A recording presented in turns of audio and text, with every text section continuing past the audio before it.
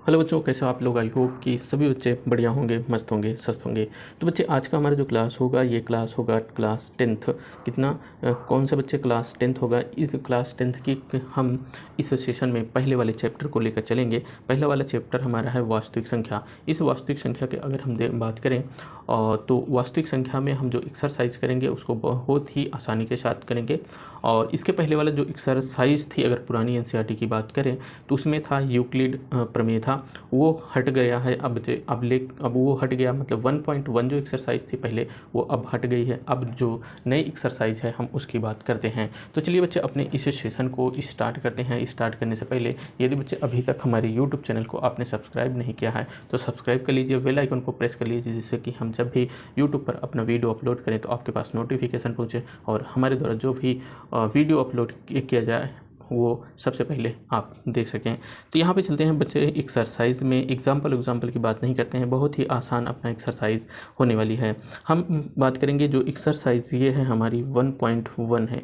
क्या है बच्चे? 1.1 एक्सरसाइज है। इसमें अगर हम देखें इन्होंने क्या कहा है, पहले ही क्वेश्चन में इन्होंने कहा है, तो पहले ही क्वेश्चन में, अच्छा हाँ, यहाँ पे बच्चे अगर आप पुरानी एनसीईआरटी आपके पास है, न्यू एनसीईआरटी नहीं है, तो आप क्या करेंगे, पुरानी एनसीईआरटी में 1.2 जो एक्सरसाइज है वही 1.1 एक्सरसाइज में रखा गया है। तो 1.2 एक्सरसाइज अगर पुरानी एनसीईआरटी है तो वहाँ पे आप चलिए 1.1 को छोड़ दीजिए, आपके बोर्ड एग्ज़ाम में नहीं पूछा जाएगा। तो हम यहाँ पर जो भी क्वेश्चन करेंगे हम आपके बोर्ड के एग्ज़ाम के को ध्यान में रख करके सारे क्वेश्चन को करेंगे और हम उतना ही पढ़ाएंगे जितना आपके बोर्ड में आने वाला है। कि यहाँ पे हम बच्चे बात करते हैं पहले वाले क्वेश्चन के। निम्नलिखित संख्याओं के अभाज्य गुणनखंडों के गुणनफल के रूप में व्यक्त कीजिए। हमको क्या करना है, अभाज्य गुणनखंडों के गुणनफल के रूप में हमको व्यक्त करना है। अब बच्चे यहाँ पे पहला वाला ही क्वेश्चन लेते हैं। तो हमारे पास है 140 को अगर अभाज्य गुणनखंड के रूप में व्यक्त करें तो देखो पहले हमको क्या करना है, 140 लेना है, इसको भाग विधि से हम पहले गुणनखंड करते हैं। मतलब 2 से अगर भाग दें तो 2 7 14 हो जाएगा और 2 0 में 0 हो जाएगा और फिर 2 35 बार जाएगा, फिर 3 से कटेगा, नहीं कटेगा, 5 से कटेगा, 5 7 35 और 7 1 9 7। हमारे पास बच्चे आया 2 × 2 × 5 × 7। कैसे? अगर 2 दूनी 4, 5 20 और 20 का 7 से मल्टीप्लाई करोगे 114 आ गया। ये हमने निकाल दिया 140 का हमने गुणनखंड निकाल लिया। इसमें अभाज्य गुणनखंड की बात कर रहा है। इसका मतलब आपको क्या करना है, आपको करना है क्या, इसको 2 कितनी बार है बच्चे, अगर हम देखें यहाँ पे 2, हमारे पास 2 कितनी बार है, 2 बार है। तो हम क्या कर देंगे बच्चे, 2 को हम 2 लिख दें, पावर में 2 कर दें, मल्टीप्लाई कर दें 5 और मल्टीप्लाई कर दें 7। ये हो गया हमारा आंसर। तो आपको जो यहाँ पे इन्होंने कहा कि गुणनखंड के रूप में व्यक्त करना है और वो अभाज्य गुणनखंड हो तो हमने इसको व्यक्त कर दिया।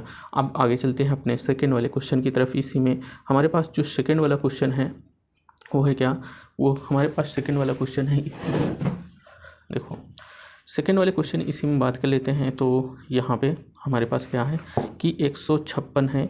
156 को बच्चे हम क्या करेंगे, यहाँ पे देखें बच्चे 156 को आपको ऐसे करना है, 156 है, इसको क्या करेंगे, 2 7 14 बचा 1 और 2 8 16, फिर 2 3 6 और 2 9 18 और 2 1 2 से कटेगा नहीं, 3 से कटेगा बच्चे, 3 से 3 कन्नम 3 और 3 त्रिक 9, फिर क्या हो जाएगा, 13 से कट जाएगा, 13 कन्नम 13।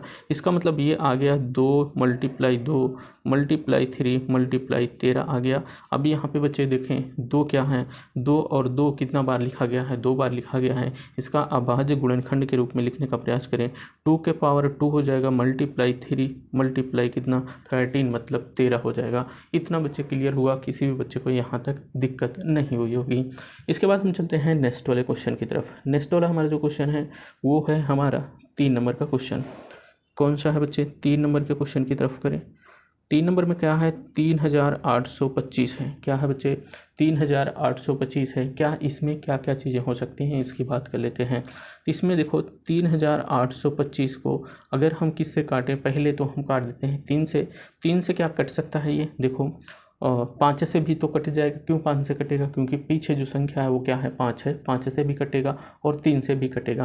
पहले हम 3 से काटते हैं, 3 कन्नम 3 बचा, इनके पास कुछ नहीं, 8 बचा है, 8 निकलेगा, 3 दूनी छः, 2 बचा 3 सत्ते 21, 3 बचे 15 हो जाएगा। फिर देखो 3 चौक 12, 3 दूनी छः और 3 बचे 15। फिर 3 से काटेंगे तो क्या कटेगा, 3 कन्नम 3, 3 चौक 12, 5 से बच जाएगा। इसका मतलब 3 से नहीं कटेगा, 5 से कटेगा। 5 अट्ठे 40, 5 हम 25, फिर क्या हो जाएगा 13 से, सॉरी 5 से, 5 कन्नम 5 और 3 बचे, 3 बचा 5 सत्ते 35, कितना हुआ 17। अब 17 को 17 से ही कट जाएगा।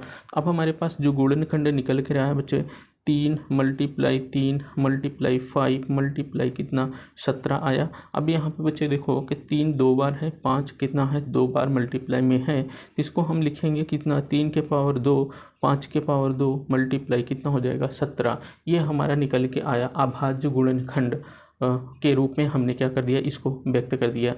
अब हमारे पास जो एक ही क्वेश्चन, अभी 2 क्वेश्चन इसमें बाकी हैं बच्चे, 4 और 5 नंबर के जो क्वेश्चन बाकी हैं उन क्वेश्चनों को भी हम अभी इसी वक्त करते हैं। चलिए हम देखते हैं अपने 4 और 5 नंबर के क्वेश्चन की तरफ। देखो यहाँ पे चौथा नंबर के क्वेश्चन की बात करेंगे हम। यहाँ पे बात करेंगे बच्चे चौथे नंबर के क्वेश्चन।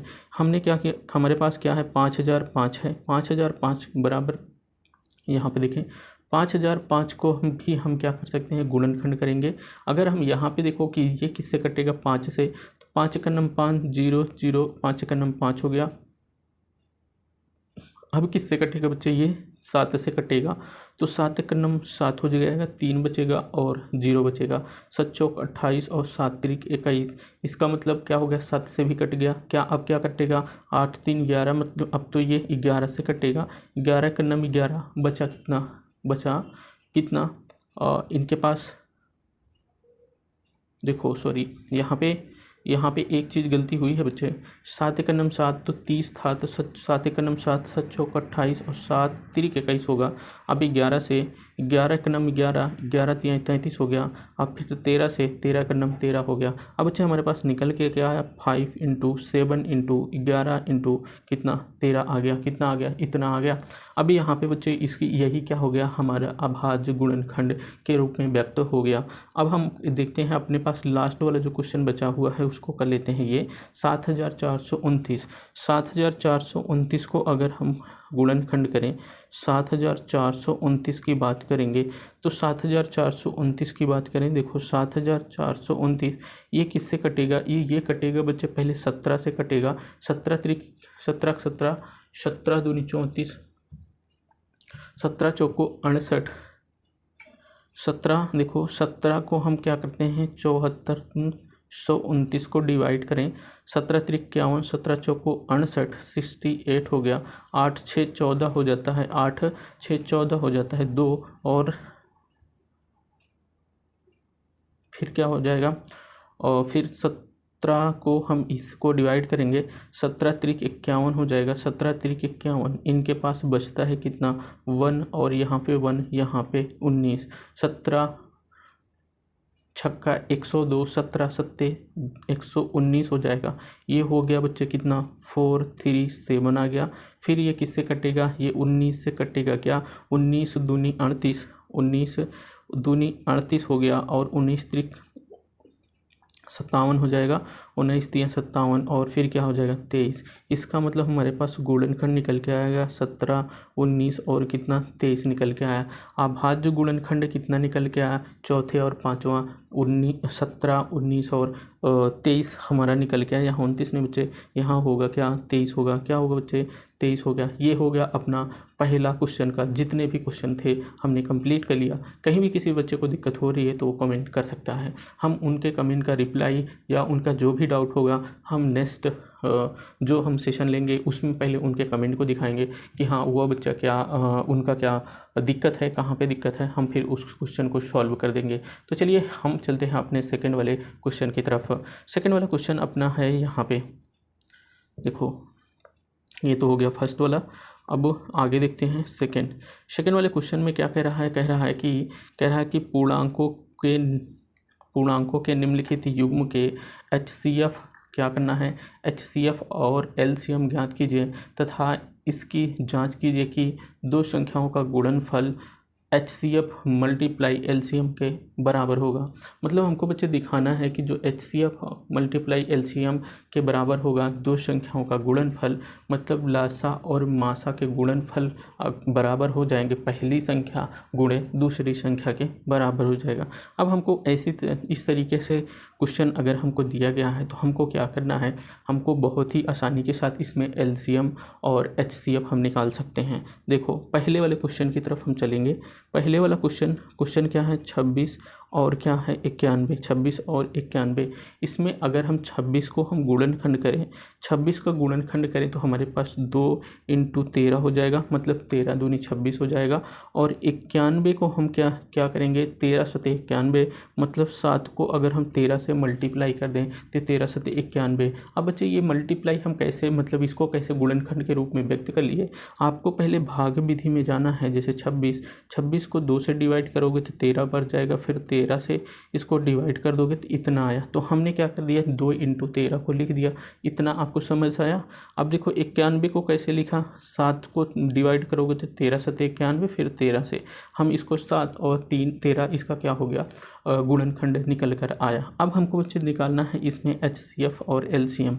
अगर एचसीएफ की बात करेगा बच्चे तो 26 और जो 51 है, इसके जो भी संख्याएं हैं जो मैच कर रही हैं इनके गुणनखंड, उनको हमको लेना है। जैसे देखो यहाँ पे 13 है और यहाँ पर भी 13 है, ये दोनों में 13 है। इसका मतलब हमारे पास जो एचसीएफ आया, क्या बच्चे, एचसीएफ जो हमारे पास आया वो कितना आ गया, 13 आ गया। एलसीएम की अगर बात करता है बच्चे तो एलसीएम में आपको क्या करना है कि दोनों में जो हो उसको तो लेना ही है। देखो 13 क्या है, दोनों में है। अब हमारे पास देखो यहाँ पे ऊपर जो है इनके पास 2 है, 2 को भी ले लो, 2 को भी ले लो। और देखो 91 वाले में बच्चे, 91 वाले में देखो 7 बचा हुआ है, क्या बचा हुआ है, 7 बचा हुआ है, तो इसे 7 को भी ले लो। अब इनका दोनों को मल्टीप्लाई कर दोगे, 7 दूनी 14 और 13 से मल्टीप्लाई कर दोगे तो ये आ जाएगा क्या, कितना बच्चे, 182 आ जाएगा। कितना आ जाएगा, 182 आ जाएगा। इतना समझ में आया। अब हमको क्या याद करना है, दो संख्याओं का गुणनफल बराबर क्या निकालना है, एचसीएफ मल्टीप्लाई एलसीएम के बराबर दिखाना है। अब देखो दो संख्याओं का गुणनफल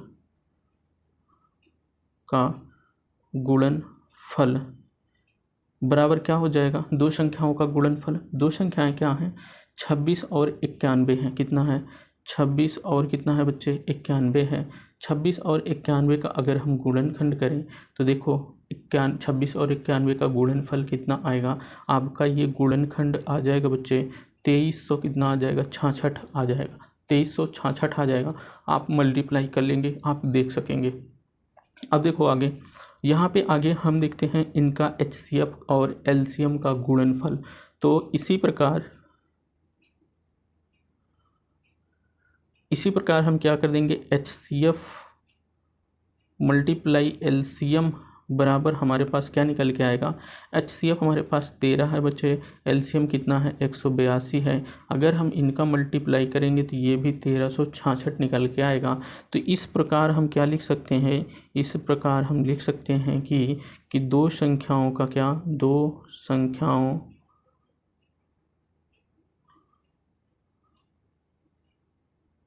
यहाँ पे बच्चे दो संख्याओं का गुणनफल ये बराबर हो जाएगा एचसीएफ मल्टीप्लाई एलसीएम के गुणनफल के बराबर हो जाएगा। ठीक, कितना, ये जितना जो हमको निकालना था क्या हमने निकाल दिया।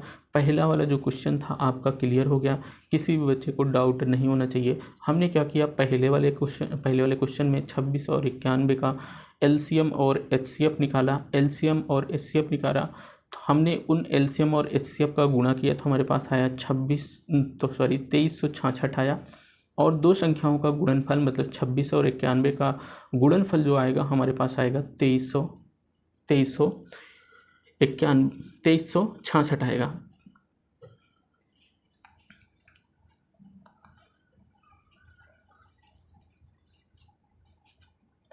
हमने देखो, हमने दो संख्याओं का गुणनफल किया तो वो 2366 आया।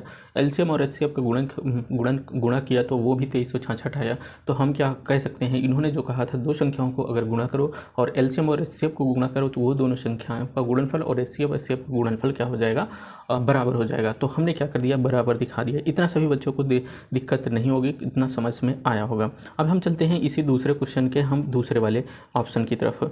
दूसरा वाले में क्या कह रहा है, यहाँ पे बच्चे देख लिए, यहाँ पे दूसरे वाले की हम चलते हैं। दूसरे वाले में हमारे पास क्या है, हमारे पास तो पहला दूसरे में है कितना 510 है और कितना है 510 और कितना है 92। अगर हम 500 कितना लेते हैं, पहले हम लेते हैं बच्चे 510 को लेते हैं, कितना 510 को लेते हैं, इसका गुणनखंड क्या निकल कर आएगा। देखो 510 को हम गुणनखंड निकालें तो 2 दूनी 4 हो जाएगा, 2 पंचे 10 और 2 पंचे 10 निकल कर आएगा। उसके बाद क्या होगा, ये 3 से कटेगा, 3 8 24, 3 5 15, फिर 3 से 3 1 3, 3 5 15, फिर किससे फिर 3 से 3 5 15, 5 1 5। तो इसका मतलब इसका गुणनखंड कितना निकल के आया, 2 3 3 3 और कितना निकल कर आया, 5 निकल कर आया। अब हम 92 का करेंगे तो 92 का हमारे पास क्या हो जाएगा, 92 का हमारे पास हो जाएगा, 2 से कटेंगे, 2 चौक 8, 2 छंग 12, 2 दूनी 4, 2 तीन 6 और फिर क्या हो जाएगा 23 से हो जाएगा। ये तो कटेगा अब 23 से, तो अब क्या हो गया 2 मल्टीप्लाई कितना हो गया 23 हो गया। अभी इसमें बच्चे आपको एलसीएम और एचसीएफ ज्ञात करना रहेगा। तो एलसीएम और एचसीएफ ज्ञात करने के लिए हमको क्या करना है, देखो अगर हमको 2 यहाँ पे है, 2 यहाँ पर भी है, इसका मतलब क्या हुआ कि हमारे पास जो HCF आया, हमारे पास क्या आया, जो HCF आया वो कितना आया, 2 आया। हमने कहा HCF में आपको क्या करना है, दोनों में मैच कराना है। जो संख्याएं गुणनखंड की जो संख्याएं मैच कर गई वही आपका क्या हो गया, दोनों का HCF हो गया। तो HCF हमारे पास 2 निकल कर आया। LCM की बात करेंगे, LCM की बात करेंगे, एलसीएम में हम देखेंगे कि हमारे पास 2 तो दोनों में है, इसको तो लिखेंगे। अब ऊपर वाले में 3 और 5 तो बचा था, नीचे वाले में क्या बचा हुआ है, 2 × 23 बचा हुआ है, इसको भी हम लिख लेंगे। तो अब हमारे पास कितना हो गया, इन सभी का हम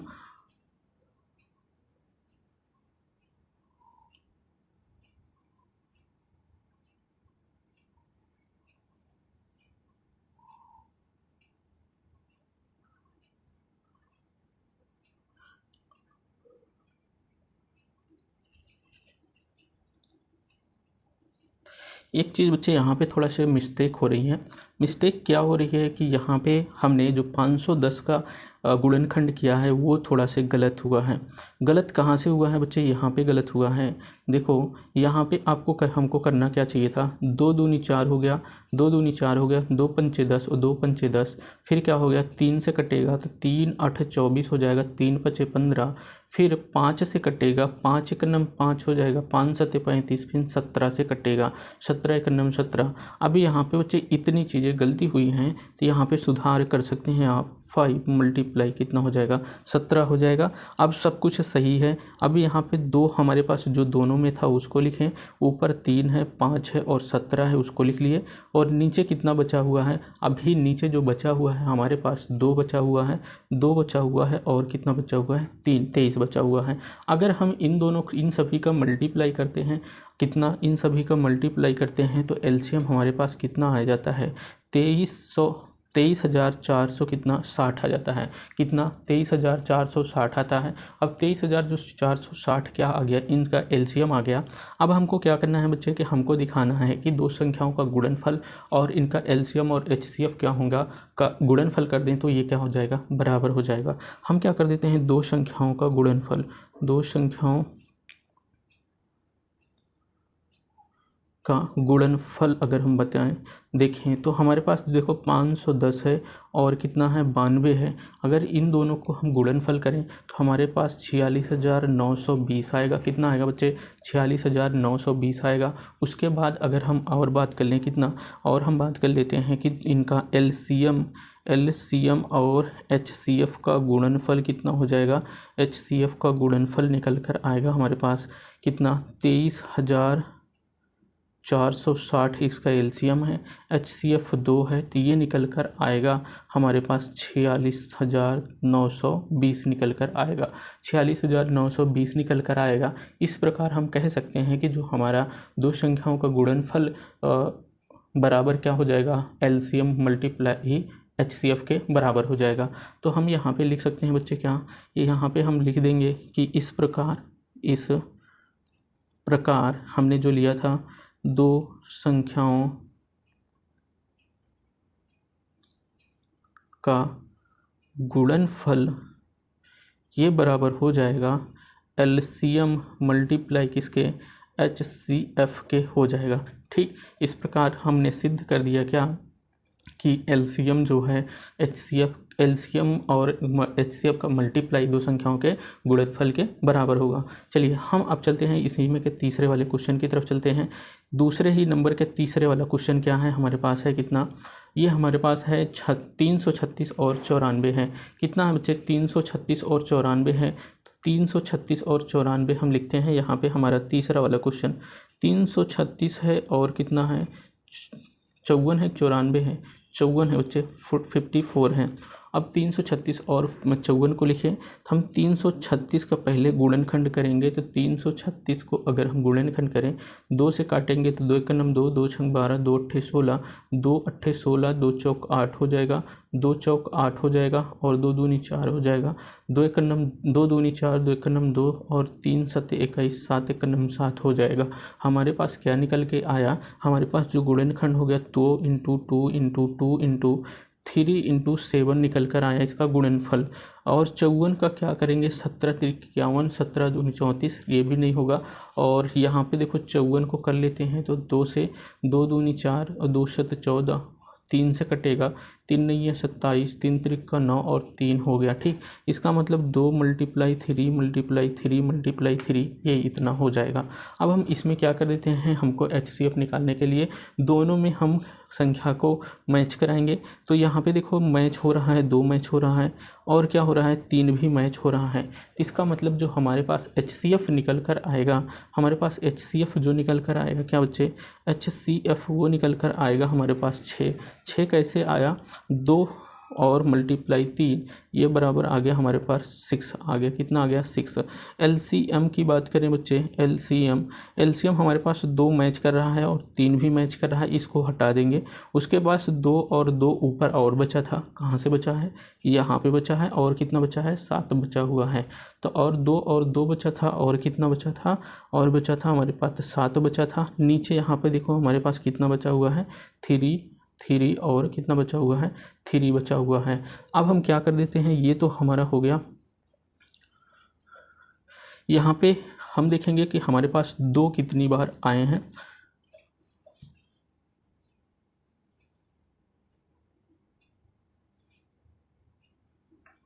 यहाँ पे बच्चे 2 एक कम लिखा गया है, तो 1 2 और लिख लो, 1 2 और लिख लो, 3 और कितना है, 7 है। तो यहाँ 1 2 और बढ़ जाएगा, यहाँ पे 1 2 और बढ़ेगा, 1 2 और बढ़ेगा और कितना हो जाएगा, 3 और 7 हो जाएगा और 3 मल्टीप्लाई 3 हो जाएगा। ठीक, अब यहाँ पे बच्चे करें 2 के पावर 4 हो जाएगा और 3 के पावर कितना हो जाएगा, 3 के पावर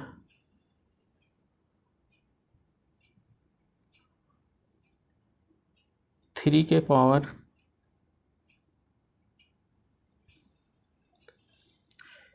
3 के पावर कितना हो जाएगा बच्चे, ये देखो 7 मल्टीप्लाई 3 रहेगा, 3 के पावर 3 मल्टीप्लाई कितना हो जाएगा, 7 हो जाएगा।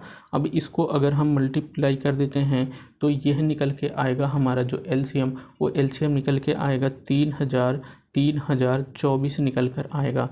अब हमको दिखाना है दो संख्याओं का गुणनफल और LCM और HCF के गुणनफल के क्या होगा, बराबर होगा। तो हम यहाँ पे लिखेंगे बच्चे, यहाँ पे हम लिखेंगे दो संख्याओं का गुणनफल, दो संख्याओं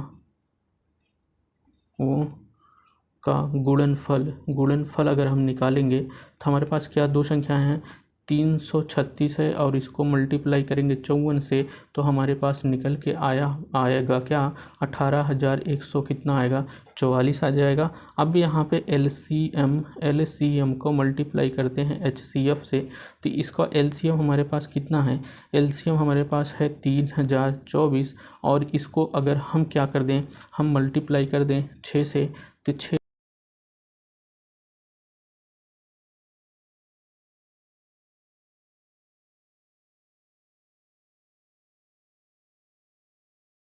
इस प्रकार हम लिख सकते हैं क्या, इस प्रकार हम लिख सकते हैं कि दो संख्याओं का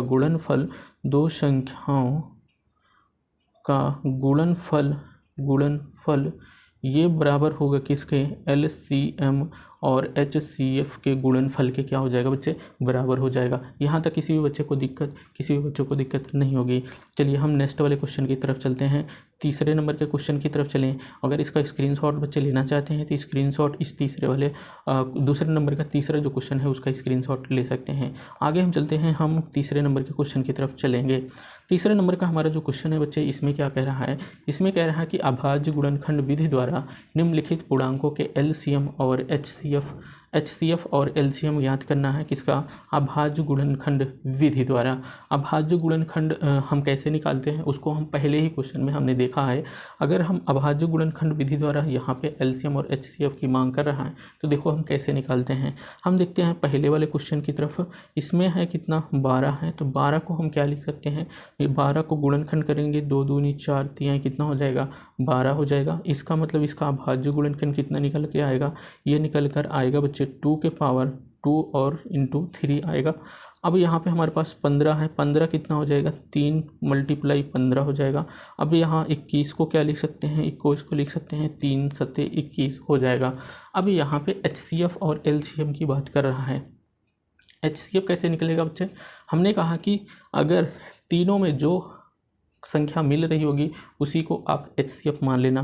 तो यहाँ पे भी बच्चे देखो 3 रहेगा, यहाँ भी 3 है, यहाँ भी 3 है, इसका मतलब जो तीनों संख्याएं में 3 है तो हमारा HCF निकल कर आया कितना 3 निकल कर आया। LCM की बात करेंगे, जो 3 तो तीनों में है और ऊपर वाले में क्या है, यहाँ पे देखो बच्चे ये 2 है, 2 के पावर 2 है तो यहाँ पे लिख लेना 2 के पावर 2 लिख लेना मल्टीप्लाई। अब दूसरे देखो 15 के पास क्या है 5 है और 21 के पास 7 है, तो इसको भी हम मल्टीप्लाई लिख लेंगे 5 मल्टीप्लाई 7। जब हम इसको सॉल्व कर देंगे तो ये आ जाएगा हमारा 420 आ जाएगा। सॉल्व मतलब कि 2 का स्क्वायर है 2 दूनी 4 हो जाएगा और 3 का 4 3 12, 12 को 5 से मल्टीप्लाई करेंगे 12 पंचे 60 और 60 को 7 से मल्टीप्लाई करेंगे तो हमारे पास 420 निकल कर आएगा। ये हो गया हमारा पहला वाला क्वेश्चन। अब हम चलते हैं इसी में दूसरे वाले क्वेश्चन की तरफ। दूसरा वाला क्वेश्चन हमने यहाँ पे देख लेते हैं। हमारे पास है दूसरा, देखो दूसरा है 17 को हम क्या लिख सकते हैं, 17 को लिखेंगे 1 मल्टीप्लाई कितना हो जाएगा 17 हो जाएगा। किसी को दिक्कत नहीं होनी चाहिए। और 23 को अगर हम करें तो इसको 1 मल्टीप्लाई कितना करेंगे 23 करेंगे और 29 भी किसी से नहीं कटेगा, इससे का मतलब 1 से ही कट सकता है तो 1 मल्टीप्लाई 29 हो गया। अब यहाँ HCF की बात आती है बच्चे, तो HCF देखो तीनों में क्या मैच कर रहा है, HCF A 1 है 1 है 1 है, तीनों में अगर 1 है तो यहाँ 1 लिख देंगे। LCM की बात करेंगे, LCM क्या हो जाएगा बच्चे, 1 तो सब में है, फिर क्या है 17 है पहले वाले, फिर 23 है, फिर 29 है। तो इसको जब एम्प्लाइज कर देंगे तो हमारे पास इन सभी का मल्टीप्लाई कर देंगे तो हमारे पास निकल के आएगा 11,300 कितना हो जाएगा 39 निकल कर आएगा। कितना बच्चे निकल कर आएगा 11,339 निकल कर आएगा जब हम 17, 23 और 29 का मल्टीप्लाई करेंगे। तो ये हो गया हमारा दूसरा वाला क्वेश्चन तीसरे का। अब हम तीसरे वाले क्वेश्चन की तरफ चल लेते हैं। 8 और 9 और 25 है, यहाँ पे देखो 8, 9 और 25 है, तो 8, 9 और 25 को लिखेंगे बच्चे यहाँ पे तीसरा वाला 8 को क्या लिखेंगे बच्चे, और क्या है 9 है और कितना है 25 है। यहाँ पे देखो 8 को लिखेंगे 2 दूनी 4 दूनी कितना 8 हो जाएगा। अब यहाँ पे इसको क्या लिखेंगे 3 त्रिक का 9 हो जाएगा, फिर 5 मल्टीप्लाई 5 50 कितना हो जाएगा 25 हो जाएगा। अभी यहाँ पे देखो इसको यहाँ पे अगर हम देखें अभाज्य गुणनखंड की बात करें तो ये 2 के पावर 3 हो जाएगा, यहाँ 3 के पावर 2 हो जाएगा, यहाँ 5 के पावर 2 हो जाएगा। ठीक, इतना हुआ, कोई दिक्कत नहीं दिक्कत। अब यहाँ पे बच्चे हो जाता है बात कि HCF क्या हो जाएगा। HCF आप देख रहे हैं कोई भी ऐसा संख्या नहीं है जो तीनों में मैच कर रही है, इनके गुणनखंड का कोई भी ऐसी संख्या नहीं जो तीनों में मैच करे। तो इसका मतलब HCF हमारे पास क्या, जब कुछ ना निकल कर आए तो हमारे पास 1 लिख देना, HCF कितना हो जाएगा, 1 हो जाएगा। अब LCM की बात कर देते हैं, LCM की बात करें, LCM की बात करें तो LCM हमारे पास क्या निकल कर आएगा। LCM की बात करें तो देखो हमारे पास ऊपर कितना है, ऊपर है 2 के पावर 3 है, और दूसरे नंबर पे 9 कितना है, 9 3 के पावर 2 है, फिर कितना है 5 के पावर 2। अगर इसको हम करें 2 दूनी 4 दूनी 8, मतलब यहाँ से ये कितना बनेगा, ये 8 बनेगा, ये कितना बनेगा, ये 9 बनेगा, ये कितना बनेगा, ये 25 बनेगा। इन सब का मल्टीप्लाई कर देंगे तो हमारे पास निकल कर कितना आएगा, हमारे पास निकल कर आएगा कितना, 8 मल्टीप्लाई 9 मल्टीप्लाई 25, ये निकल कर आएगा हमारे पास 1800। कितना आएगा बच्चे, 1800। तीसरे नंबर का तीसरा जो क्वेश्चन है उसमें कितना आएगा आपका, अभाज्य गुणनखंड करेंगे तो हमारे पास जो LCM आएगा वो कितना आएगा, 1800, और HCF कितना आएगा, 1 आएगा। ये हो गया अपना तीसरा क्वेश्चन, तीसरे का तीसरा। हम चलते हैं हम चौथे वाले में। तीसरे का तीसरा हो गया, अब हम चलें चौथे वाले में। चौथे वाले में क्या करना है, HCF कितना है, 306 और 657 बराबर 9 दिया है। LCM 306 और 657 ज्ञात करना है। ये क्या करना है,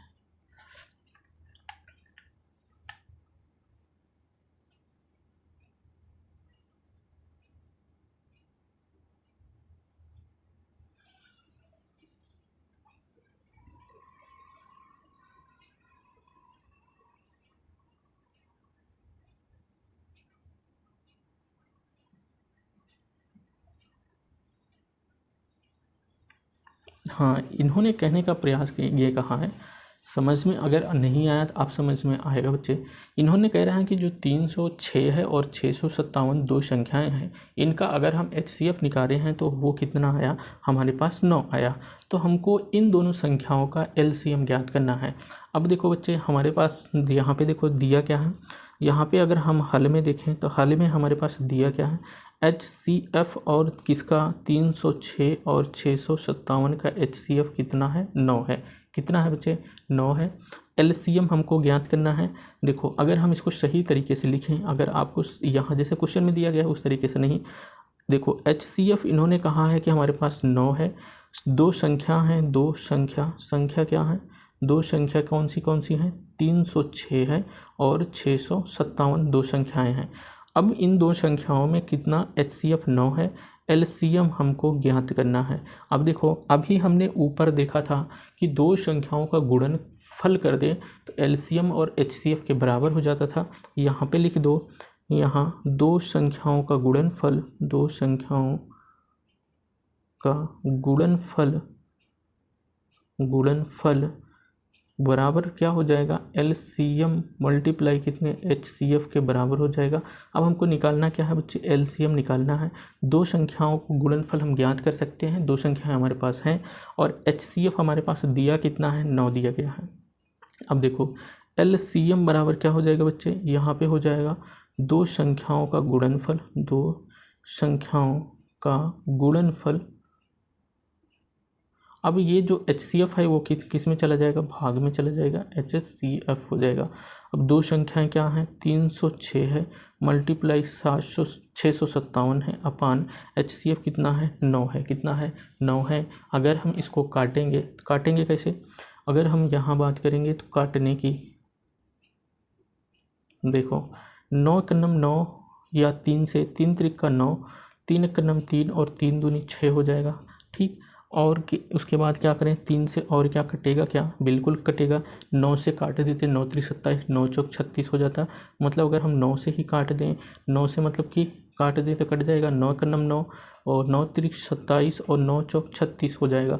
इसका मतलब हमारे पास जो निकल के आया 34 का मल्टीप्लाई 657 में करेंगे तो हमारे पास निकल के आएगा 22,300 कितना 38 निकल कर आएगा। ये हमारा कितना क्या निकल के आया, एलसीएम जो निकल के आया 22,338 निकल कर आ गया। ठीक, ये हो गया 657 में मल्टीप्लाई करने से। तो आई होप कि यहाँ तक बच्चे क्लियर हुआ होगा, किसी भी बच्चे को दिक्कत नहीं होगी। चलिए हम नेक्स्ट वाले क्वेश्चन की तरफ चलते हैं। इसका स्क्रीनशॉट बच्चे लेना चाहते हैं तो स्क्रीनशॉट बिल्कुल ले लीजिए। चलते हैं हम नेक्स्ट वाले क्वेश्चन की तरफ। हम अपने 5वें नंबर के क्वेश्चन की तरफ चलेंगे। 5वें नंबर का क्वेश्चन कह रहा है, जाँच कीजिए कि क्या किसी प्राकृतिक संख्या n के लिए संख्या 6n अंक 0 पर समाप्त हो सकती है। n अंक 0 पर समाप्त हो सकती है 6 जांच कीजिए कि क्या किसी प्राकृतिक संख्या n के लिए संख्या 6n अंक 0 पर समाप्त हो सकती है। देखो, कोई भी संख्या 0 पर कब समाप्त होगी, जब उसके पास कोई भी 10 से वो क्या हो, विभाजित हो, या वह संख्या क्या हो, मतलब जो संख्या हो वो 2 और 5 का क्या हो, मल्टीप्लाई हो। मतलब जैसे 10 से विभाजित हो, या तो वो संख्या क्या हो, 2 और 5 का गुणनफल हो। तो देखो, अगर हम देखो यहाँ पे क्या होना चाहिए, यहाँ पे क्या होना है, 6n अंक 0 पर समाप्त हो सकती है, हमको ज्ञात करना है। देखो 0 पर समाप्त कब हो सकती है, जब हम क्या करते, क्या हो, हमारे पास 10 से क्या हो, विभाजित हो। क्या है हल में, देखो हल में देख रहे हैं, 10 से जब विभाजित होगी तभी वो क्या करेगी, तभी उसके पास लास्ट में 0 अंक आएगा। या क्योंकि क्या होगा, क्योंकि अगर हम क्या करें 10 को, क्योंकि अगर हमारे पास अगर जैसे 10 है, अगर हम 2 और 2 का मल्टीप्लाई होगा कितना, 10 क्या होगा, 2 और 2 का मल्टीप्लाई होगा। सबसे छोटी संख्या 10 है 2 अंकों की, जिसके पीछे क्या है, एक 0 लगा हुआ है। जब 0 लगा हुआ है, सबसे छोटी संख्या 10 है, और ये किसका मल्टीप्लाई होता है, ये इसका गुणनफल निकालें तो 2 और 5 का ये गुणनफल होता है। इसका मतलब जो हमारे पास 6n अंक है, ये कि इसके पीछे अंक क्या आएंगे, 0 कब आएंगे, जब इसका जो गुणनफल होगा वो 2 और 5 के बराबर होगा। तो यहाँ पे हम देखेंगे कि हमारे पास यहाँ पे 6n का अभाज्य गुणनखंड अगर निकालें, अभाज्य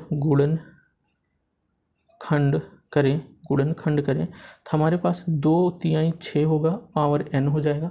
2/3 6 के पावर n मतलब 2 के पावर n और 3 के पावर n होगा।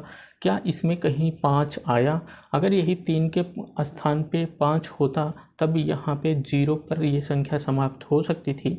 लेकिन अगर यहाँ पे 5 नहीं आया तो इसका मतलब ये हुआ कि ये है 5 से विभाजित नहीं हो सकती। जब 5 से विभाजित नहीं हो सकती है तो इसमें इसके गुणनफल मतलब कि ये संख्या क्या है, 0 पे समाप्त नहीं हो सकती। मतलब अगर ये 5 से डिवाइड नहीं हो सकती, इसकी संख्या को मतलब 6n ऐसा कोई संख्या मिल जाए जो 5 से डिवाइड नहीं हो रही है, इसका मतलब ये हुआ कि यह संख्या के पास जो 0 लास्ट में कह रहा कि लास्ट में 0 पर समाप्त होना चाहिए, वो 0 पे समाप्त नहीं होगा। तो यहाँ पे आप कह देना, चूँकि 6n के गुणनफल या गुणनखंड 2 और 3 है।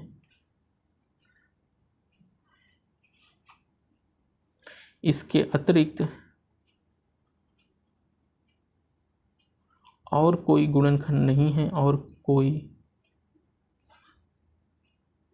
गुणनखंड नहीं है।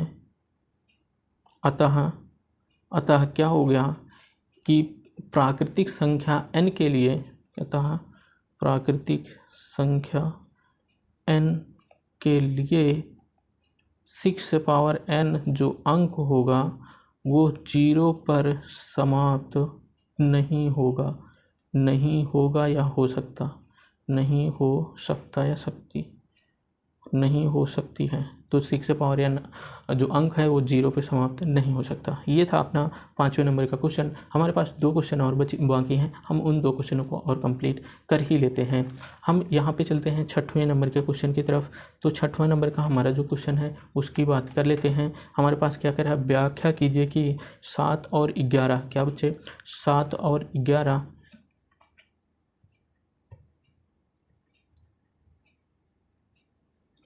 7, 11 और 13 प्लस, यहाँ पे क्या है 7 × 11 × 13 प्लस 13 7, फिर क्या है 7, 6 और 5 4 3 2 1 और प्लस 5 है। अभाज्य संख्याएं क्यों हैं, मतलब इनको ज्ञात करना है, ये अभाज्य संख्याएं क्यों हैं।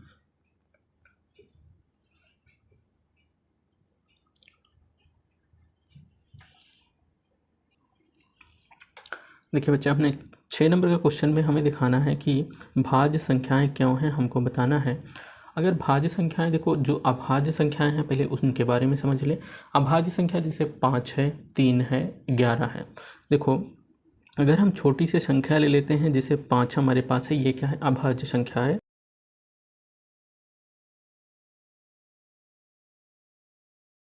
अभाज्य संख्या है तो इसमें देखो इसका गुणनखंड करें तो 1 और 5 इसका क्या होगा, गुणनखंड होगा। इसका मतलब क्या हुआ, इसके कितने गुणनखंड, 2 गुणनखंड। 2 कौन से, एक तो 1 हो गया, एक 5 हो गया। अगर 2 से अधिक गुणनखंड, जैसे देखो 4 हमारे पास क्या है, ये भाज्य संख्या है, तो 4 का मल्टीप्लाई क्या 1 से, तो ये कटेगा ही, 2 से भी कटेगा और 2 से भी कटेगा। इसका मतलब ये हमारे पास क्या आया, 2 से अधिक गुणनखंड है।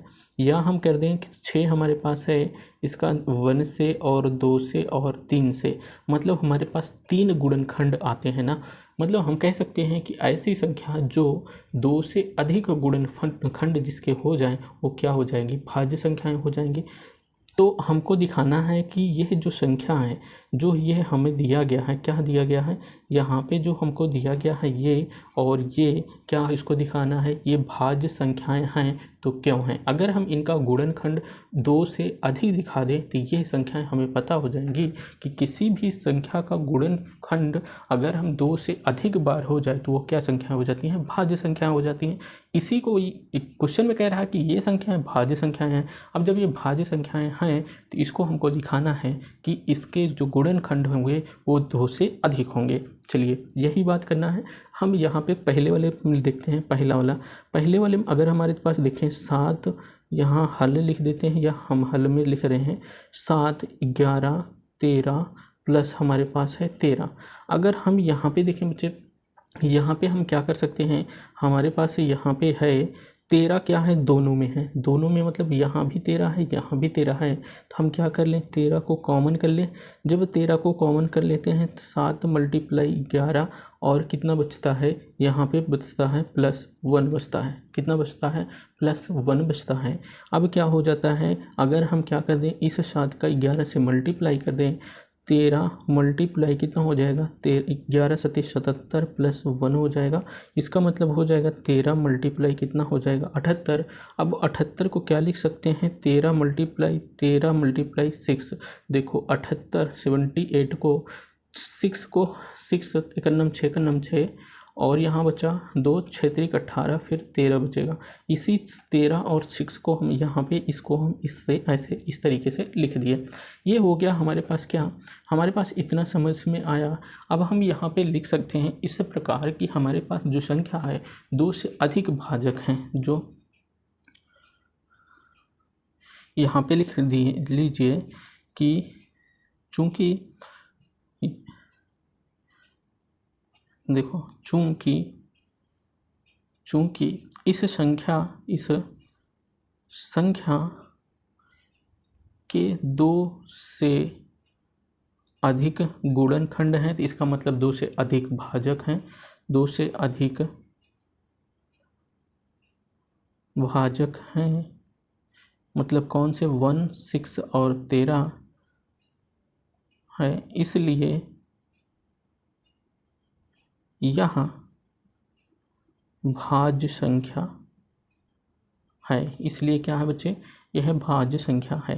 हमारा पहला ज्ञात हो गया। अब हम चलते हैं दूसरी तरफ। दूसरा हमारे पास है 7 6 5 4 3 2 1 प्लस कितना है 5 है। हम दोनों में क्या कर देते हैं 5 कॉमन ले लें। 5 जब कॉमन ले लेते हैं तो हमारे पास बचता क्या है, हमारे पास बचता है कितना 7 बचता है। हमारे पास क्या बचता है, इनके पास 7 बचा, 6 बचा, 4 बचा, 3 बचा, 2 बचा, 1 बचा प्लस 1 बचा यहाँ पे। ठीक, इतना समझ में आ गया। यहाँ तक जब इतना समझ में आ गया तो इसके बाद हम आगे चलते हैं। आगे देखो, आगे हम 5 मल्टीप्लाई क्या कर देते हैं कि अगर हम इन सभी का मल्टीप्लाई कर दें तो हमारे पास कितना आएगा, ये आएगा 1008 आ जाएगा प्लस 1 आ जाएगा। इसका मतलब 5 मल्टीप्लाई 1008 और एक जोड़ देंगे तो 1009 हो जाएगा। तो अब यहाँ पे देखें बच्चे, हमारे पास जो गुणनखंड निकल के आया, मतलब 2 से अधिक गुणनखंड, मतलब भाजक कितने निकल के आए, 2 से अधिक भाजक निकल कर आए। इसका मतलब वो क्या हो गया हमारे पास यहाँ पे, अतः या जैसे हम आगे लिखे हैं उसी प्रकार लिख लीजिए। चूँकि इस संख्या के 2 से अधिक भाजक हैं, भाजक क्या है 1 है, 5 है और कितना है 1, 5 और 109 है।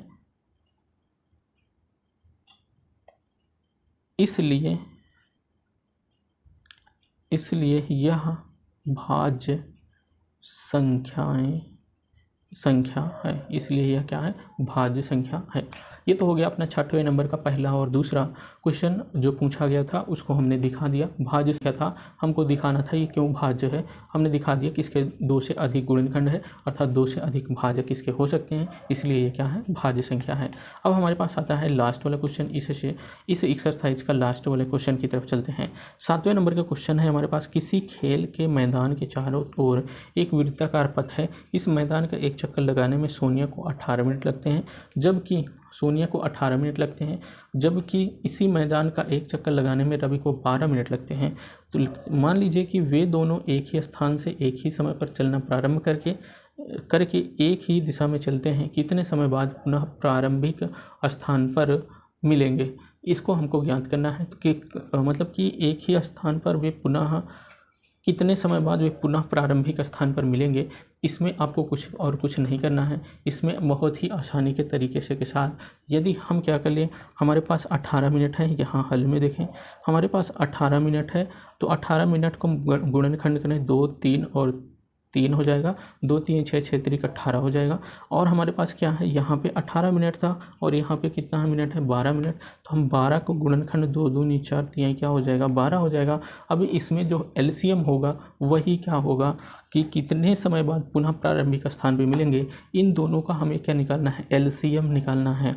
हमने बताया बच्चे कि एलसीएम में क्या करना है, आपको जो दोनों में मिल रहा है उसको तो लिखना ही है। जैसे यहाँ पे 2 और 2 मिल रहा है, 3 और 3 मिल रहा है, यहाँ पे 3 और 3 लिख लेंगे। एलसीएम निकालेंगे तो 2 × 3 तो हो गया। अब बच्चे बचा कितना, ऊपर में बचा है 3 और नीचे में बचा 2, इसको भी डाल दो 3 और 2। अब इसका मल्टीप्लाई कर दो, 2 3 6 6 3 18 18 दूनी 24 हो जाएगा। कितना हो जाएगा, सॉरी 2 3 6 6 3 18 18 दूनी 36 होगा, 18 दूनी 24 हम लिख रहे हैं, 18 दूनी 36 होगा तो ये 36 मिनट हो जाएगा। 36 मिनट बाद वे पुनः प्रारंभ स्थान पर मिलेंगे। तो ये हो गया अपना 7वें नंबर का क्वेश्चन भी कंप्लीट हो गया। हमने कंप्लीट कर दिया हाई स्कूल मतलब क्लास 10 का एक्सरसाइज 1.1 न्यू एनसीईआरटी के अकॉर्डिंग आपका कंप्लीट हो जाता है। इसके बाद 1.2 अगला जो चैप्टर होगा हम अगले वाले सेशन में करेंगे। तो चलिए बच्चे, इस वीडियो में इतना ही, अगले वीडियो फिर मिलते हैं, तब तक के लिए जय हिंद।